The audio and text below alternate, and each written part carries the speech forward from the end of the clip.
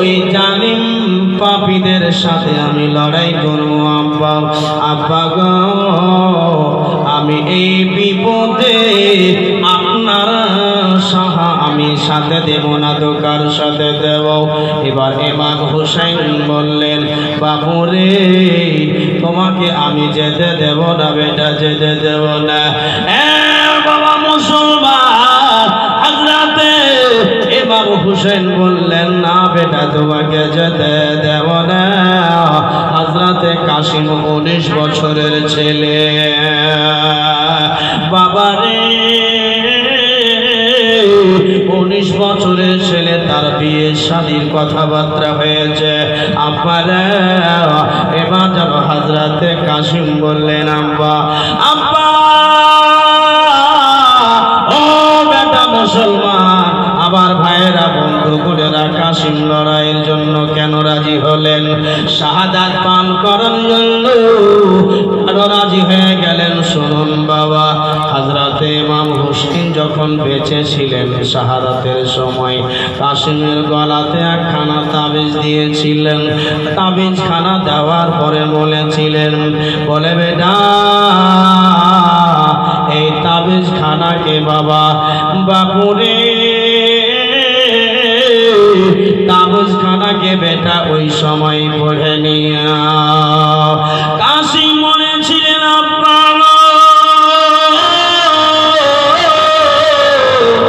এই তাবিজ খানা কবে পড়বো আব্বা? তখন বলেছিলেন হযরতে ইমামে হাসান, বেটা রে তাবিজ খানা ওই সময় করবে বেটা যেই সময় সবচাইতে বড় বিপদের সময় আসবে। বাপুরে যখন বড় কষ্টের সময় আসবে বেটা। বলে আব্বা গো, আজ আব্বা এই তাবিজখানা খুলে দেখলাম, তাবিজখানা খুলে দেখলাম আজকে কারবালা ময়দানে আমার আব্বা শহীদ হতে বলেছে। তাবিজখানাতে লেখা আছে, বাবু কাসিম তোমার কাকা হযরতে ইমাম হুসাইনের সাথে যখন তোমার কাকার বিশাল বড় বিপদ আসবে বাবু, তুমি কারবালার প্রান্তরে শহীদ হয়ে যাও। তাই আব্বা আমাকে আপনি অনুমতি দেন লড়াই করার জন্য, আমি যাব কারবালার ময়দান। এদিকে বিবি জয়না বলছে, না বাবা তোমাকে যেতে দেওয়া হবে না।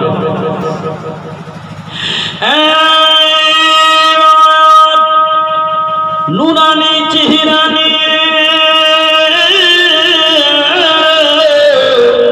হযরতে কাসিম যেন আব্বার সামনে দাঁড়িয়ে আছে, যেন মুসলমান দাঁড়িয়ে আছে রক্ত দেওয়ার জন্য, রক্ত দেওয়ার জন্য, নিজের প্রাণখানা দেওয়ার জন্য। বাবারে যেন লালিয়ে আছে আন বলে, আব্বা যেতে দাও, যেতে দাও আব্বা। আব্বা গো বেশি দেরি করবেন না, নচেত আমার ইচ্ছাতে কমজোরি পড়ে যাবে। আমার ইচ্ছার বেয়াদবি আমি করে নিব। আমার ভাইরা বন্ধু বোনেরা, আমার বোনেরা, বাবুজিরা, আব্বা জানে আলী আকবরের মাথায় যেন হাত দিলেন ইমাম হুসাইন, বলে কাসিমের মাথায় হাত দিলেন ইমাম হুসাইন। হাত দিয়ে বললেন, বেটা রে যা বেটা যা আমার লাল বাবা। আব্বা রে যা বেটা যা, বেদিনদেরকে পারলে একটু বুঝিয়ে আসো। হযরতে ইমাম হুসাইনের চরণ ধুলি চুমে নিলেন। চরণ ধুলি চুমে যেন বেরিয়ে গেলেন আলী কাসিম কারবালার ময়দানে। আর কারবালার ময়দান যাওয়ার পরে বললেন, ইয়াজিদের দলের আগে বলল,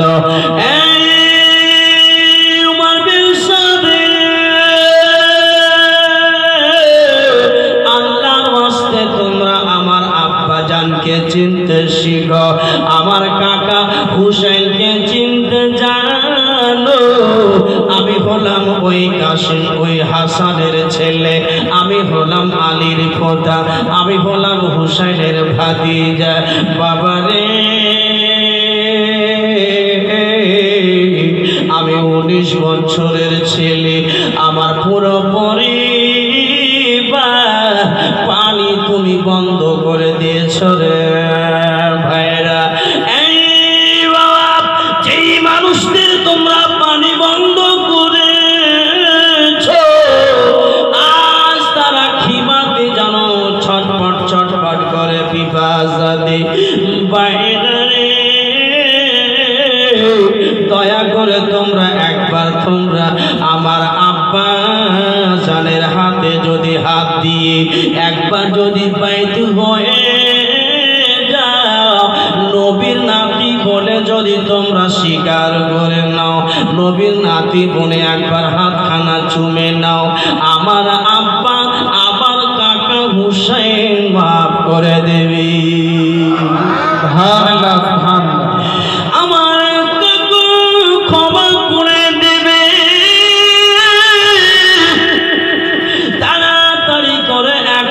আমার দরজা খোলা আছে বেরিয়ে যাও চলো চলো বাবারে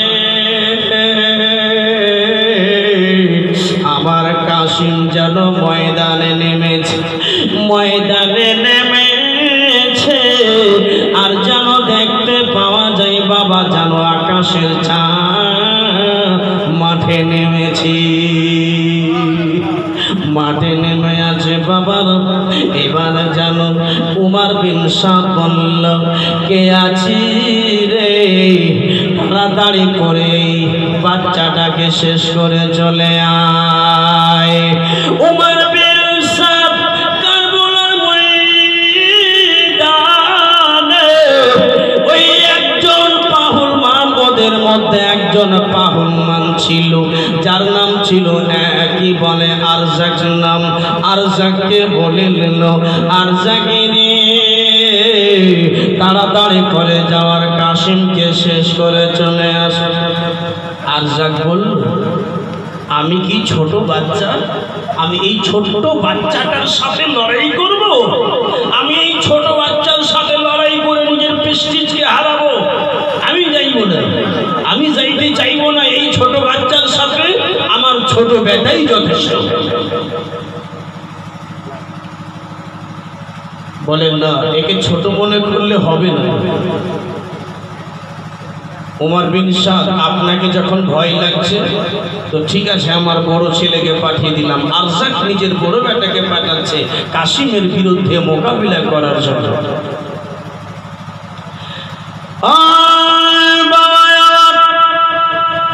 আরজাকে বলছে